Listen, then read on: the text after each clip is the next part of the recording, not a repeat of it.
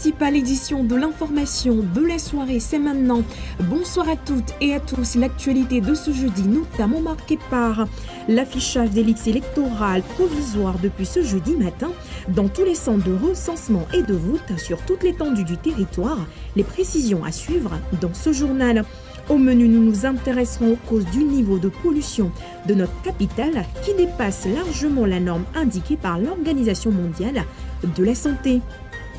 Hors de nos frontières, hier, de nouvelles manifestations ont eu lieu au Kenya, particulièrement à Nairobi, la capitale du pays. Une initiative des opposants qui appelle à une dénonciation de la cherté de la vie. On y revient dans un instant. Et puis, nouveau rebondissement dans l'affaire de l'accord céréalier en mer Noire.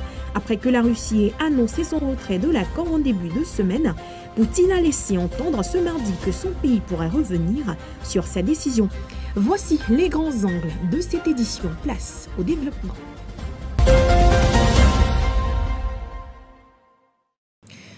Bienvenue si vous nous rejoignez. Les listes électorales provisoires sont affichées depuis ce jeudi dans tous les centres de recensement et de vote sur toute l'étendue du territoire national. Il est question de permettre à la population à travers cet affichage de constater leur inscription effective.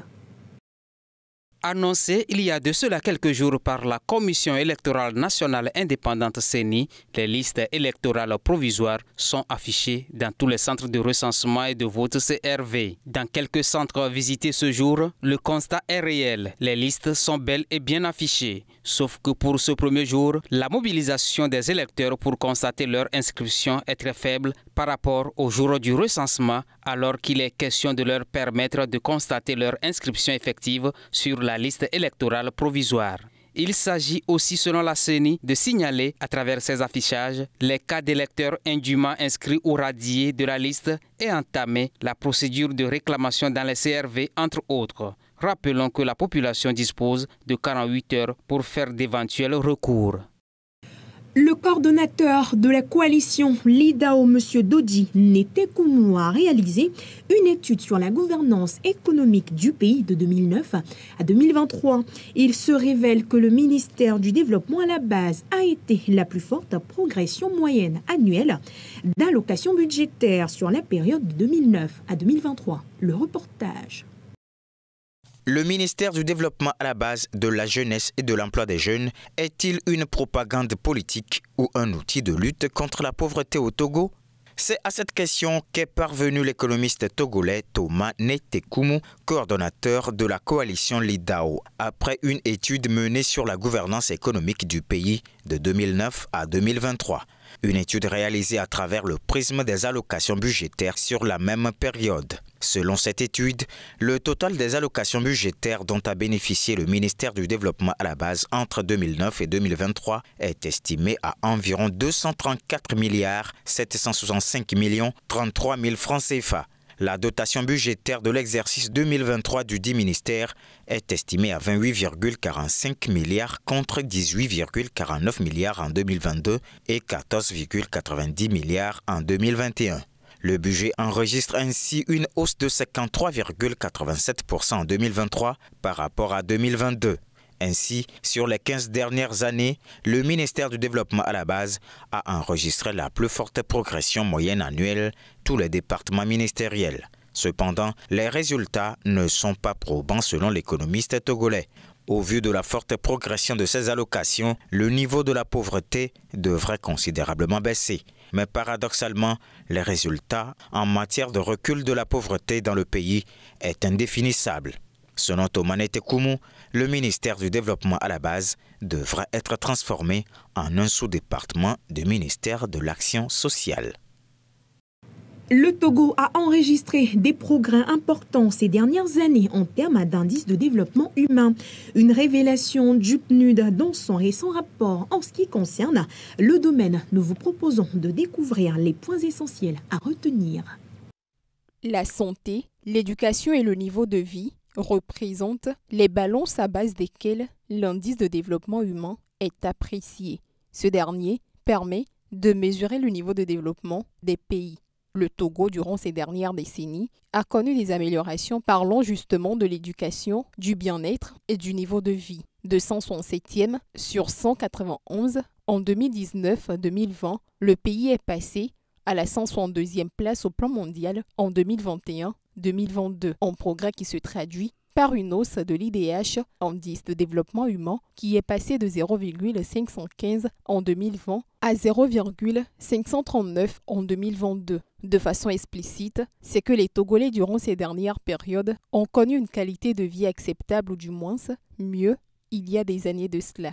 Par ailleurs, de 61 en 2020, l'espérance de vie à la naissance est passée à 61,6 ans en 2022. Toujours sur la même période, le revenu national brut, quant à lui, a atteint 2167 $ alors qu'il s'estimait auparavant à 1602 $. À titre indicatif, l'indice de développement humain varie entre 0 et 1. Plus il est proche de ce dernier, plus le pays est jugé développé. Venons-en à l'éducation afin de mettre en avant la recherche au sein de l'Université de Lomé. Un laboratoire de séquençage génomique a été inauguré mardi dernier. Il permettra d'analyser les agents infectieux afin de mettre en place les vaccins et des traitements. Les détails avec Harold Masson-Atto. L'Université de Lomé est dotée depuis mardi dernier d'un laboratoire de séquençage génomique. Issu d'un partenariat avec l'OMS, l'Agence américaine pour le développement international USAID et le Fonds mondial, cette installation va permettre aux chercheurs et étudiants de l'université d'analyser et d'étudier les pathogènes émergents et réémergents au niveau génétique. L'objectif est de séquencer l'ADN des agents infectieux, virus, bactéries ou encore champignons, d'identifier de façon pointue les micro-organismes et de prévenir les pathologies dans la recherche de vaccins. Le laboratoire se compose de 3 compartiments de 40 pieds chacun. Le premier va permettre de faire de l'extraction et des réactions PCR permettant d'obtenir à partir d'un échantillon complexe et peu abondant d'importantes quantités de fragments d'ADN spécifiques et de longueur définie. Le second permettra de réaliser les réactions de séquençage et le troisième sera dédié à la formation. Pour rappel, l'équipement du laboratoire a coûté 56 millions de francs CFA. Triste constat, Lomé s'avère de plus en plus pollué. Le niveau de cette pollution a largement dépassé la norme indiquée par l'Organisation mondiale de la santé. Les causes sont multiples et Promise Pomegbe s'est intéressé au sujet. Nous vous proposons les détails dans ce reportage commenté par Félicité Chakla. La capitale togolaise est exposée à des niveaux de pollution de plus en plus croissants. À Lomé, le niveau de pollution est 4 à 5 fois supérieur aux recommandations de l'Organisation mondiale de la santé selon une étude menée conjointement par l'Université de Columbia et l'Université de Lomé. Une pollution provenant des activités humaines, en particulier les gaz d'échappement des véhicules, la poussière des routes non bitumées, la combustion des déchets et les émissions de cuisson et plein d'autres. L'harmattan, vent sec et poussiéreux qui souffle entre décembre et février y contribue également. L'amélioration de la qualité de l'air nécessite du temps et du travail, mais les systèmes d'alerte précoce peuvent aider à prendre des précautions face aux journées particulièrement mauvaises. Par ailleurs, le Togo a adopté en 2020 un plan de réduction de la pollution atmosphérique et de lutte contre le changement climatique. Le pays s'efforce de renforcer la résilience climatique grâce à des stratégies d'atténuation et d'adaptation en promettant la réduction de 30% de ses émissions de gaz à effet de serre d'ici 2030. Intéressons-nous à l'agriculture également dans cette édition. Les autorités togolaises sont à pied d'œuvre pour renforcer la contribution de l'agriculture dans l'économie du pays. Et ceci passe naturellement par l'augmentation de la production des différentes filières agricoles, en plus de leur exportation. Nous vous faisons un point sur les récentes mesures prises pour atteindre cet objectif en ce qui concerne la filière de tubercules dans le reportage qui suit. Désormais, certaines filières agricoles disposent d'un plan d'action d'investissement couvrant les 5 prochaines années. Quant à ce qui concerne la filière tubercule, les prévisions faites par les autorités togolaises estiment la mobilisation de 2,34 milliards de francs CFA pour arriver à la renforcer. Ces fonds, une fois mobilisés, seront principalement déployés autour de 3 grands axes. Le tout premier, relatif à l'amélioration de la productivité et de la qualité des produits, se chiffre à 755 millions de francs CFA. L'axe 2 concerne la valorisation et la commercialisation des produits pour un montant de 726 millions, alors que le troisième axe nécessite un investissement total de 865,2 millions de francs CFA et porte sur le renforcement de la gouvernance et du mécanisme de financement de la dite filière. En ce qui concerne le financement de ces trois axes, une part sera assurée par l'État togolais et l'autre par le secteur privé ainsi que par des partenaires techniques. À terme, il est prévu une hausse de la production nationale des plantes à racines et tubercules de 15% sur la période de 2024 à 2028 pour un niveau de transformation estimé à 10%. À titre d'information, la production de la filière tubercule connaît une croissance ces dernières années. D'ailleurs, la dernière campagne, celle de 2022-2023, a atteint 2,23 millions de tonnes, une hausse de 2% comparativement à la campagne précédente. L'actualité internationale à présent. Ce mercredi, personnalités politiques, diplomates ont rendu hommage à Chérubin Okondé, opposant et ex-ministre congolais retrouvé mort dans sa voiture le 13 juillet dernier. Une messe a été organisée en l'honneur du défunt à la cathédrale Notre-Dame du Congo. Reportage. Personnalités politiques et diplomates ont participé mercredi à une messe à la cathédrale Notre-Dame du Congo en mémoire des Chérubin Okondé, opposant et ex-ministre, retrouvé mort criblé de balles dans sa voiture sur un grand axe de la capitale congolaise le 13 juillet. Voir un père de famille et un haut responsable dans ce pays être abattu d'une manière aussi ignominieuse et lâche fait froid au dos. Chérubin Okondé avait disparu alors qu'il se rendait à un rendez-vous à la Cour constitutionnelle. Ensemble, le parti de l'opposant Moïse Katumbi, dont il était le porte-parole, dénonce un crime d'État et réclame justice. Nous retenons aussi la justice. Nous retenons la justice parce que nous pensons que ce qui vient d'arriver, qui pour nous, comme le président élu Martin Fayulu l'a dit, ça s'apparente à un crime d'État. Donc dans ce cas, nous avons l'obligation de tout faire pour que justice soit rendue. Comme le cardinal a dit, il faut se réconcilier. Pour permettre cette réconciliation, il faut que justice soit faite d'abord. Plusieurs personnes sont entendues par la justice congolaise, dont le garde-corps du défunt et son chauffeur, mais sa famille politique appelle à une enquête internationale. Hier, de nouvelles manifestations ont eu lieu au Kenya, particulièrement à Nairobi, la capitale du pays. Une initiative des opposants qui appelle à une dénonciation de la cherté de la vie, mobilisation réprimandée par les forces de sécurité du pays. Des interpellations ont également été signalées. Dans plusieurs villes du Kenya, mercredi, manifestants et forces de l'ordre s'affrontaient à coups de jets de pierre et gaz lacrymogène lors d'une journée tendue de protestation contre la cherté de la vie. Plus de 300 personnes, selon le ministère de l'Intérieur, ont été interpellées et plusieurs autres ont été blessées, notamment à Nairobi. Cet habitant appelle au dialogue. Tout ce que nous gagnons, nous le dépensons en nourriture. En ce moment, il n'y a pas de travail, nous souffrons.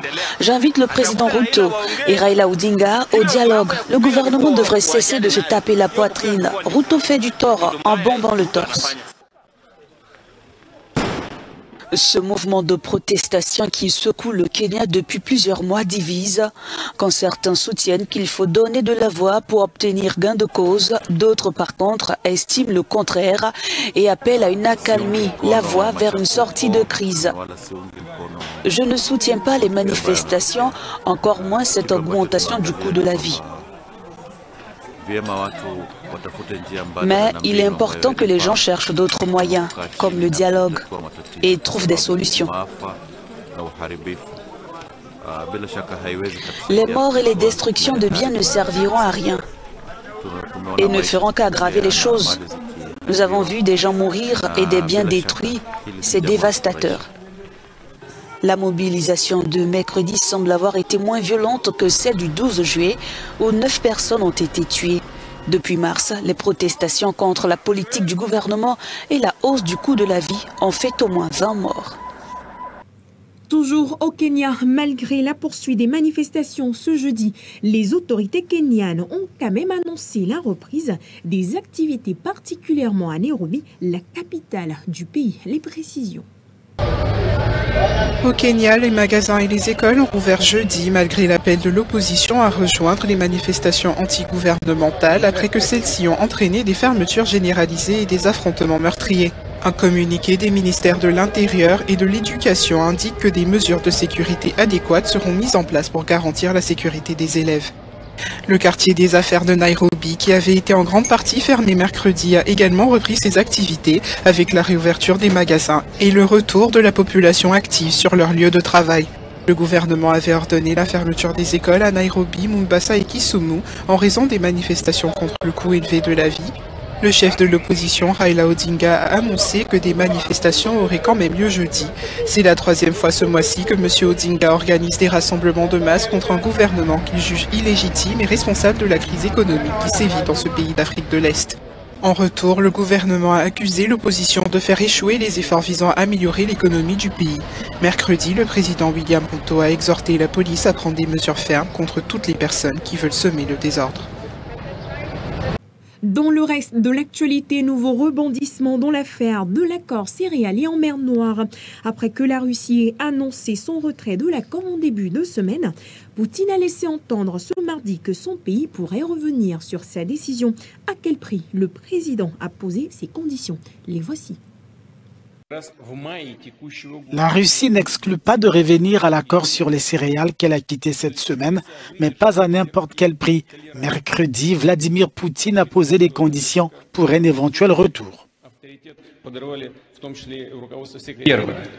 La première exigence est le retrait des sanctions sur les livraisons de céréales et d'engrais russes sur les marchés mondiaux. Deuxièmement, il faut lever tous les obstacles auxquels se heurtent les banques et les institutions financières russes qui assurent l'approvisionnement en denrées alimentaires et en engrais. Nous parlons de leur connexion immédiate au système de règlement bancaire international SWIFT. Nous n'avons besoin ni de promesses ni d'idées à ce sujet. Nous avons besoin que ces conditions soient remplies. Peu avant cette sortie, Moscou avait mis en garde les cargos se dirigeant vers les ports ukrainiens de la mer Noire. L'accord sur les céréales négocié par les Nations Unies et la Turquie a permis l'exportation de plus de 32 millions de tonnes de céréales ukrainiennes en 2023. Et justement, Vladimir Poutine ne sera pas présent au prochain sommet des BRICS prévu en août à Johannesburg, la capitale sud-africaine. Il sera représenté par Sergueï Lavrov, son ministre des Affaires étrangères.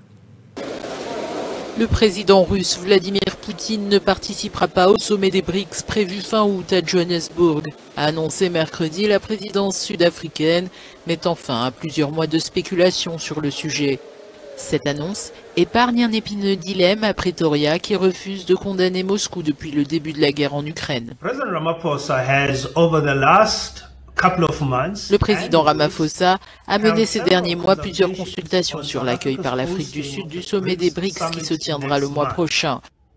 Ce sommet réunira les dirigeants du Brésil, de la Chine, de l'Inde et de l'Afrique du Sud.